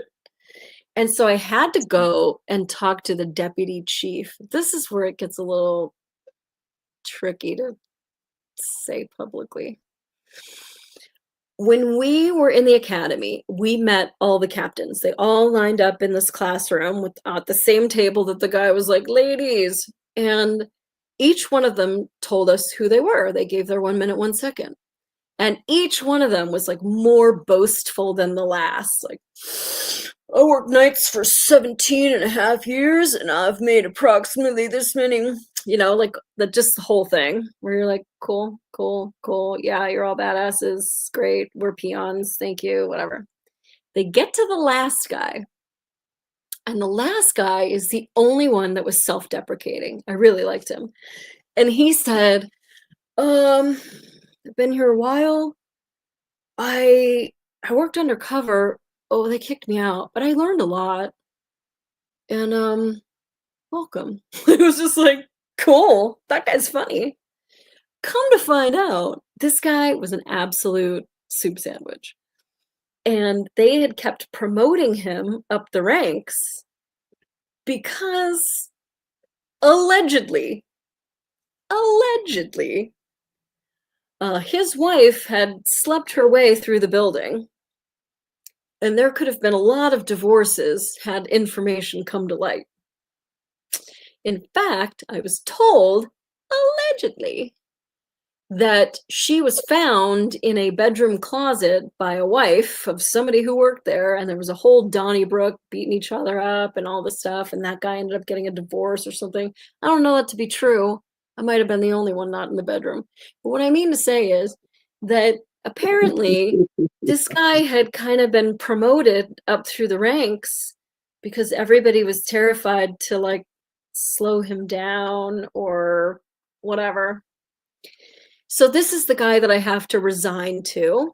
And it's emotional for me because I moved there. I trusted you guys to treat the community like well. And there was another time we had yanked the door off a felon's house. I guess I can't really say what crime it was. We were serving a search warrant, and there are some search warrants and some circumstances in which you're not going to knock on the door and be like, hello, could you please step out for me? You yank that door and it's a shit show and it's a surprise and everybody goes in because it could be that there's evidence that could be gotten rid of quickly.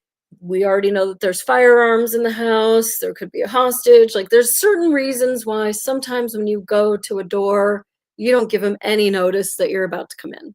And this was one of those instances. I'm brand new on the job. My job is to stand at the end of the walkway and make sure that nobody comes into the yard of this house. Well, they're serving the search warrant, and the whole neighborhood, very tight-knit neighborhood, because guess what? If you don't have trustworthy police, then you have to police your own neighborhood.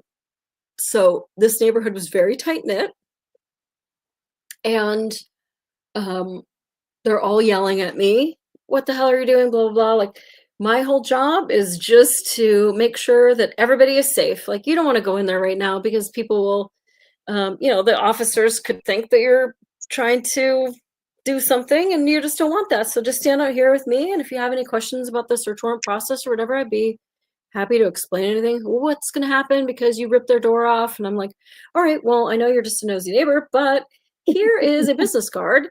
And so what the homeowner is going to do is go onto the city website, and there's a way for us to go pay for the door. They're not going to put some like hand-carved Tibetan wood door back there, but they will pay to replace the door with something of like quality and whatever. And that's how they do it. And we're just going to pay for another door. Well, why did you serve the search warrant? Blah, blah, blah. Okay, well, there is a search warrant, and we did provide a copy to both the homeowners, and the wife got a copy, and the arrestee is going to get a copy when he gets to the station. And if she'd like to share a copy with you, then she could make many, many, many copies if she wants. But it is their decision of whether or not they want to tell you why the search warrant. Like, I'm not going to air out anybody's dirty laundry. They know damn well. What this guy was up to. And the guy in the porch next door, he's already drunk, and it's like 9 o'clock in the morning or something. And he's running his mouth, talking to his dog about like, well, they're not even going to find it over there because you put it over here. And I was like, stupid. You just told your dog that you got the stuff at your house. So I told the supervisor, hey, just so you know, he just told his dog that the suspect put the stuff, the evidence, at his house yesterday. If that helps, you might be serving a search warrant on him and his dog tomorrow. And so anyway, I'm giving out cards and explaining like, well, the cops hate us and blah, blah, blah. Like, well, it's not the cops. Like, so we have statements and evidence that lead to believe that there could be evidence of a crime or a suspect of a crime within the structure. And this is how a search warrant works. And as you write this affidavit and you go to a judge and you say, we think that this is there. We think that he is there. And here's all of our information. And a judge who doesn't know anything about you looks at it and goes, yeah, you can violate his Fourth Amendment and go in and get that stuff. Or no, you don't have enough. That's it. It's not personal. So, and the judge's name is on the bottom of the search warrant, and that's how it works. And of course, if it's wrong or we got the wrong address or whatever, like, of course, could be a big judgment civilly that they could go after. So, take down my name because I was here at the scene, and I just started working here, so I don't really know anybody's name behind me, but we can figure that all out later, and I can get you an incident number, and the operator knows who all's here. And so just to be transparent, anyway, I got written up. I got written up for talking to her because you shouldn't talk to her. Your whole job was to like block the sidewalk. Bro, my job at the sidewalk was to prevent a riot. You had people getting off the public bus to come like shake their fist in the air at us. Like my job was to make everybody cool. The mom came. She knows damn well what her son is up to. And she's like, oh, my stars, I'm going to die. Whatever. Like, do you need me to call you an ambulance? Like, no, I'm just going to die. So the dude with the dog let me borrow a chair from his porch so that the mom could like sit in the shade. And like, I'm like, I'll call you an ambulance if you want one. No, who's going to pay for that? You're going to pay for that. Like, well, I'm not the one dying. So I don't really know why I would be the one to pay for it. So.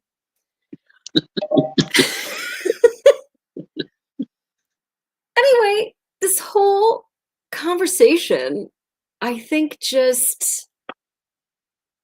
just makes me think a lot about LAPD and about how we had it pretty good. We didn't see that kind of stuff. Some of what you said is just tactical common sense. Like, if I can keep these people calm, that's a tactical disadvantage in the future or a mitigating uh, future issue. Like, Yeah, oh, they're not super pissed and making complaints or allegations against you later. yeah. And I would say even when I went to LAPD gangs, um, the gangsters are like, "What's your name?" You know, because they're like, it's a dick measuring contest, and I'm like, "It's Officer Molly Brenner. Do you need me to spell that for you? Do you want a card? I can give you a card." And like the other guys in the gang unit were like, "Why are you telling them your first name? Your first name is Officer." Like, no, it's not Officer. And they could go find that. And all that says to the gangster, if I have to be like, "It's Officer, it's not," is that like I'm scared of them. And I'm not scared of them. Come over to my house, start a gang war with my neighbor. He's already in 18th Street. Like, I don't whatever. Um, I'm not scared of them, and I'm not gonna give them any reason to, like, give them attitude. It's Officer. I just got his name and his date of birth and all of his stuff. Um, so I just don't understand treating people like that. I think it's a real disservice. The vast majority of people that law enforcement comes in contact with are victims of crime and witnesses of crime. You need them. These are the people that you need to take a day off work where they're getting paid to pay their rent to come to court and go, "Yeah, I'm the one who owns that house. And on this day, I saw this guy steal the lawnmower from my gardener's truck and I provided the video. And that's the video I provide. Thank you very much, sir." Okay. You need these people to make the whole law enforcement process function. Without their help, like, you just have lawlessness. These are the people that are gonna tell you, "Officer, he went in my backyard. I didn't see anything." Like, they're the ones who are going to help you when you're getting your ass beat, in the middle of the road and your radio is, like, 2 driveways down. You need people. I mean, there have been cases where the suspect comes and one of the fellow suspects comes and helps the officer. I mean, not to say that you should be nice to people only because you might benefit from it later, but also if I treat somebody like crap and next week you pull them over for a broken taillight because you don't want them to get rear-ended because nobody knows their brakes are on, how are they going to treat you when you are, um, you know, pulling them over? Like now you're in a shooting because of what? Because I had to give him lip last week when I pulled him over for a stop sign? Doesn't make any Well, sense. my training officer, who was 5'6", and I'm only like 5'10" on a date, but I'm like 5'9" or 5'8". Uh, we took this guy's car, and he was 6'8", and his short buddies were like 6'4" and 6'3", and we went to get lunch, me and my partner. And he said to me, because my training officer was like, "I don't even want to deal with this." He said, and I quote, "I would F the two of you up, but you were very professional when you took my car. You gave me a chance to let my lady come get it." And I'm like, there's nothing we could do right now. And he's with all of his gigantic homeboys, and I'm with my undersized partner. So, Yeah. yeah. Yeah, I mean, if you're not cool with people, I think if you think that you're better than humanity, it's not the job for you. If you crave that power over other people, it's not the job for you. Um, I don't know. It's really sad that that city is that way because it is a nice city and the pocket of lawlessness is very condensed. But I can tell you because I worked there for an hour and a half, there's a definite difference how people are treated there than other people that I saw being treated by the same officers, and that's totally uncool. Well, you notice So, there's a feedback loop. I'm going to treat yeah, you crappy. You're going to act crappy. So I need to treat you crappy. So you're acting crappy. So, right, and somebody's got to break that cycle, like with any relationship, whether it's, a coworker at work or something, like, we don't have to be snippy at each other. Just let it go. Who cares? Like, One thing but I'll give, I hate bringing politics into this. One thing I will give the left and liberals and Democrats is they do get it right with this stuff. The problem is the solution. They're like, well, if we just reduce our carbon footprint and get vaccinated, all this stuff. No, no, and yeah, no. yeah. Because there is racism, there is sexism, but their solutions are where everything gets all Yeah, I the agree same. that there are bad cops. I would say what was different from LAPD to Grand Rapids is that LAPD was always on the lookout for bad cops. They wanted nothing more than to fire your ass. What Yeah. happened with you was an absolute anomaly. That's the first and only time that I saw them backing the bad guy and screwing over the good guy. Um, and with Grand Rapids, it's like, all these dudes are picking up free McDonald's and like sloppy and doing all this stuff and not treating people well and not going and reading to the, certain schools, and they're the community engagement unit. Like, I don't, how more can you like not do your job well? Like, it's just like, that's the Uh, basis of what you're doing. You're just like a senior lead officer for LAPD. Like, your job is to connect with the community and change the face of the department, and like, cops are friendly and we're here to help you, and like, this is what you're doing. so I think what happens is with NYPD, Chicago PD, NYPD, it's kind of like a river. So you can kind of flush out the nonsense. And I think with like a small agency like Pomona or Huntington Beach or Grand Rapids, it just becomes like a stagnant swamp. So if Randy's a jerk, I barbecue with Randy. So when he makes Yeah. Molly feel him up, we just kind of turn a blind eye or Do you think that though? Because like, you and I were married up on a car. We worked together. And if I did something wrong, you'd have to rat on me. That's why you went through your whole shit. It wasn't just like, I got to sit in the car with this guy later. You were like, it doesn't matter that I got to sit in the car with later. You just committed a crime, and I shall tell the first supervisor I see, because like, not to do that. Um, um, I think LAPD puts it into us way more like code of conduct and ethics. Like that's a big deal for us. Like you and I, we'd never, well, we met each other, but when we had our little 1 minute, 1 second with each other, our big thing with each other was, I'm not lying. And you're like, I'm not lying. Which is, you get in a car with somebody, it's more like, hey, if we get in a shooting, you gotta put out of it. And you and me, our big thing was like, we're not gonna cut corners, we're not gonna do anything illegal. Everything was integrity based. So, Yeah, I mean, you don't want to get fired, and that's the easiest way to get fired. Like, when they accused us of crashing that car, like, we didn't do it. Like, it's like, yeah, like but you if we tell us would why. have done it, that's easy. You just say, I got in a car accident. I was backing up, or I was fishtailing, or I was doing whatever, and we fucked up. There's no reason to lie about that. Even if you smashed it on purpose, you might be able to explain it, but you lie about it, you're not going to have a job.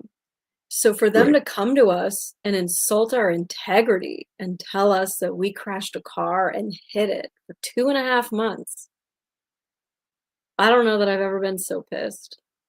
One, Oh, because we didn't crash the car. and just so the chat knows, I wasn't running around like she did this and he did that.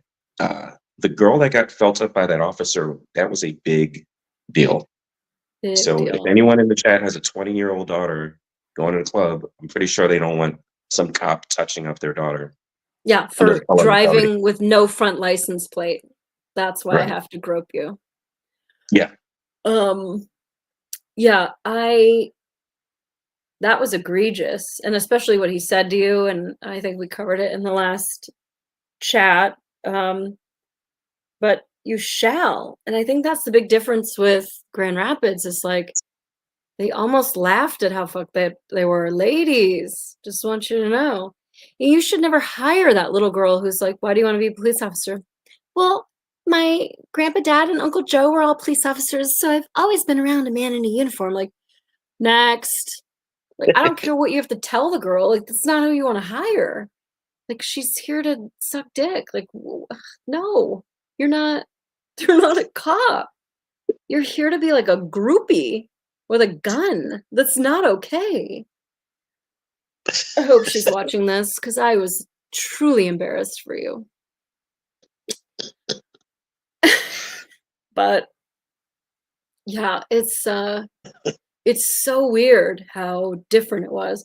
Anyway, when I go to quit for this guy, this soup sandwich guy whose wife slept with everybody, they do a little bit of an exit interview.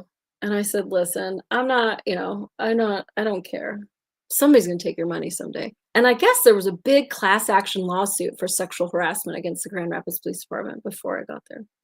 In fact, when we were in the academy, all these like retirees came and each one got one of us and took us to lunch to like answer our questions about the department or help us figure out what route we're going to go when we pass probation and all this stuff. And there was this guy who was there and he was a canine officer. And I was like, oh, I hope I get him because that would be so cool to be a canine officer. And then they like gave me like the old lady. And I was like, come on. Like I could talk to other people here. So I go out for Mexican food with this older lady. And the whole time she's telling me like, you better be careful because there are a lot of sexual harassment. I'm like, I don't really care about that. It's not like I worked every sex club in Los Angeles. Like, I just don't care. Well, just so you know, there was a class action and women got, and I was like, yeah, it's not going to be me. Like, I don't care. And I mean, this is the first time I've ever publicly even told anyone that this guy was like making me grope him every day. And, and then the last time there were they hire like young kids to work their front desk. It's very odd. They're like cadets, explorers, whatever you want to say. And they had this like young, hot, like Swedish girl or something with this like blonde hair and like just all like young and perky that was working the front desk. And they're like, all right, do you want to help us today? And she was like, oh, yes, because I always love a man in uniform. So, all right, go up to the mat room and here's what we're going to do. And then Officer Brenner's going to come in and she's going to handcuff you and search you. And so they put it in her bra. And so, I mean, Randy, we search people for like guns and knives and like maybe a chapstick. If I feel because I only say chapstick because working Hollywood, there was a girl with a chapstick in her bra. And it was obviously a chapstick because I was feeling it. And I'm like, all right, well, we're going to have to take that out when we get to the jail. But I'm not diving my hand down your shirt for a chapstick. You're not killing anybody with a chapstick today. And even if there's a knife in the chapstick or it's a one bullet gun or whatever, your hands are behind your back and you can't pull it out with your teeth. So we're just going to get you to the jail and I'm not going to like disrobe you on the street corner and we're going to take care of it. And if you start acting funky in the back of my car, like I feel like you're trying to get to it, then I'm going to do a hard brake and we're going to handle it. But you don't need to go into people's undergarments on the street corner. Grand Rapids didn't get that. Grand Rapids also doesn't have a policy. So for like LAPD, girls search girls, boys search boys. Now that everybody's a wobbler there, I don't know what the hell they do. But that's what they did, is that if you're female, then I search you. And if you're male, then Randy searches you. But not in Grand Rapids. You search everyone. And I'm like, well, I feel like that's like kind of bad optics, especially for like a real blue city like that, to have some like big burly cop like feeling some little girl up on the sidewalk because she got a DUI or stole from a store or murdered someone or whatever. Like, I just don't feel like if there's a female officer available, why would you do that? It just seems like they didn't take any concept or understanding of like law enforcement and what works for big cities. In fact, the way they handcuff is so bizarre. Randy, what kills? Hands. Hands kill. So when you are handcuffing a suspect, what is the most important thing that you control? Their hands. Not Grand Rapids. Grand Rapids has you, I got to think about this. Okay, stop. Police, put your hands behind your head. Now I walk up to you. LAPD, what do? You grab the fingers. You lock them into each other. You do a whole search of the waistband, all that stuff. You bring their hands to the small of their back. You secure them, handcuff, and then you continue that search, making sure that there was nothing at that back waistband, because hands kill. For Grand Rapids, I want to say, I don't know if they had their hands by their side or if they just had their hands in the air, but they are totally unsecured. Then the officer walks up behind you, and I dive my clean little fingers in the butt crack of your pants, and I hold on to your waistband. Randy, how many criminals wear a belt at their waistband, percentage-wise? 30 if they're not wearing a string, or Yeah. they just get out of jail, or So belts aren't a big deal with criminals. yeah, belts aren't a big deal. And sometimes the belts are under the butt cheeks.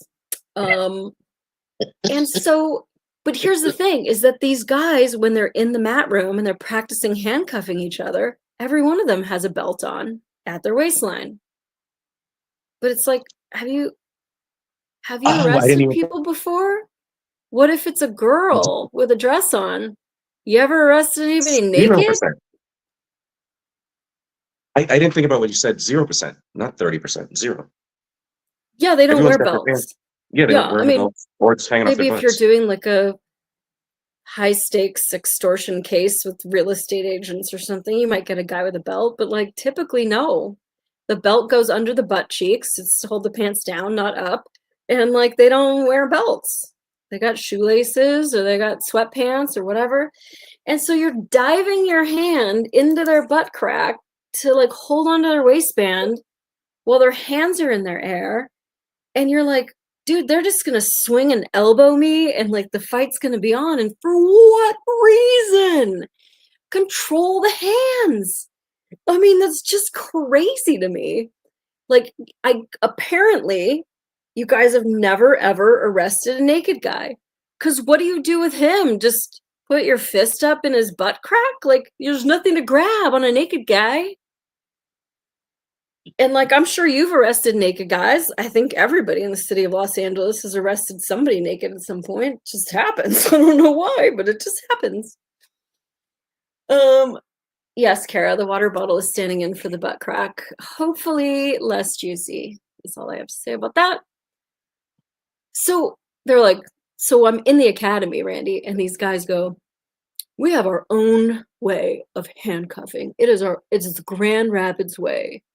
And I'm like, you guys think that like nobody else does it this way because it's fucking unsafe? Like everybody, like big cities with real crime, like we all handcuff to protect the officer. Like, what are you guys doing? Why don't you just throw the guy your handcuffs and see if he handcuffs himself for you? And tell him, now you better tell me if you have anything in there, and if you lie, you're going to be in big trouble. Like, we don't trust anyone like that. Just insane.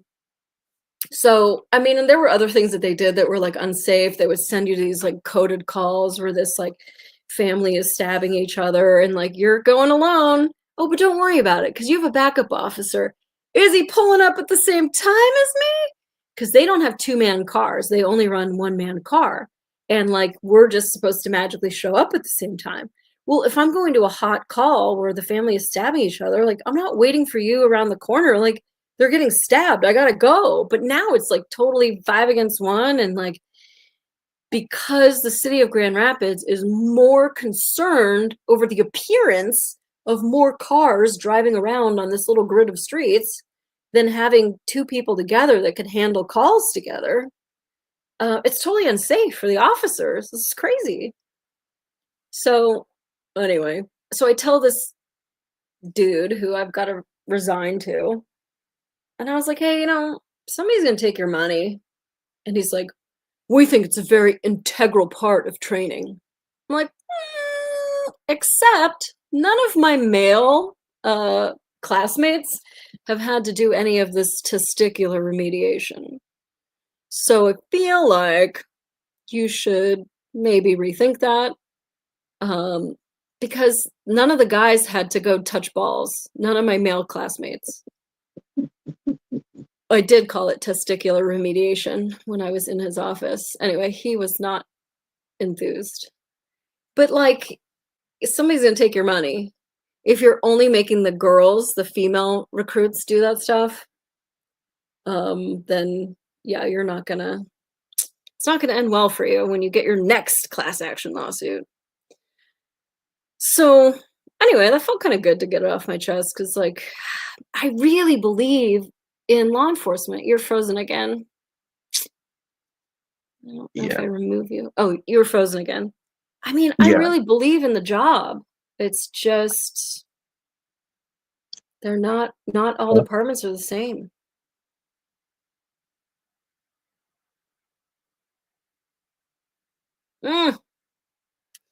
This was terrible reception. Well, I don't know if everybody can still hear me while Randy is frozen. I feel like I'm still moving, so you can. Oh, there you are. Oh, jeez. Yeah, you're freezing. I don't think that's me. That's your technology. And you can't even hear me right now, so I could say whatever I want about you. Oh. No, I can actually hear you. Even Oh, you when can?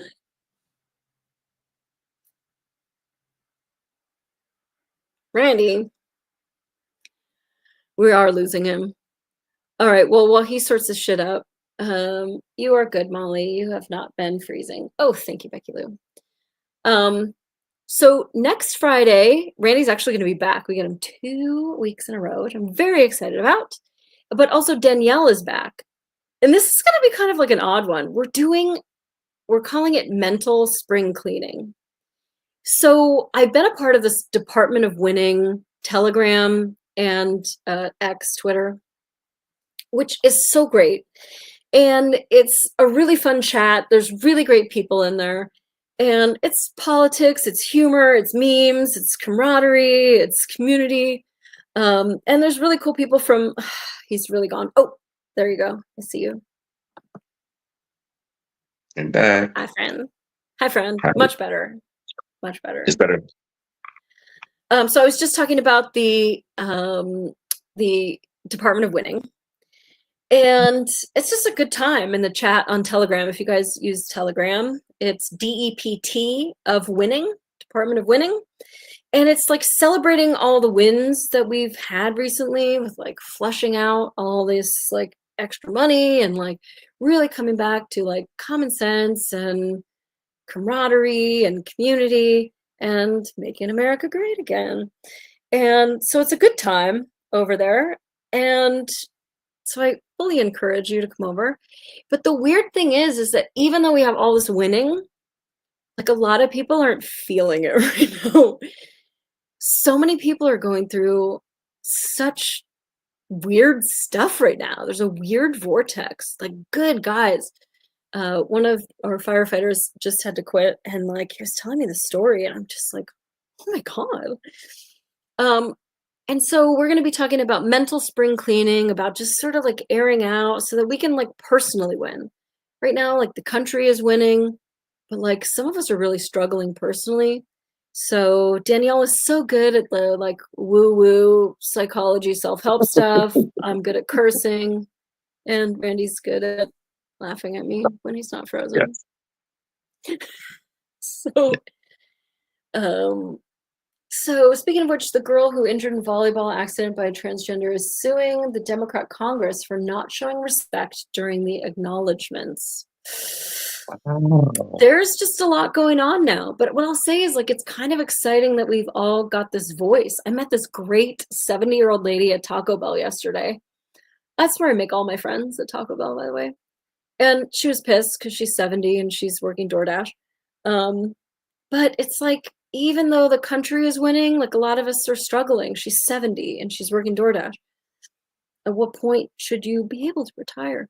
So we're going to be talking a little bit about that. And Randy, you and I talked about it today. We're going to get a little personal and a little deep about our lives a little bit.